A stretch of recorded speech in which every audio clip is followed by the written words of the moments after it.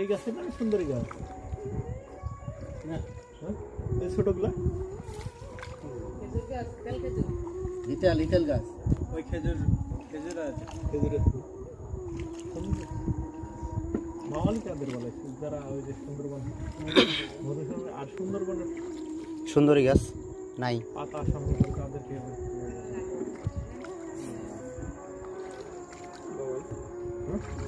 বলে একটা মাওয়ালি মধুসূদন করি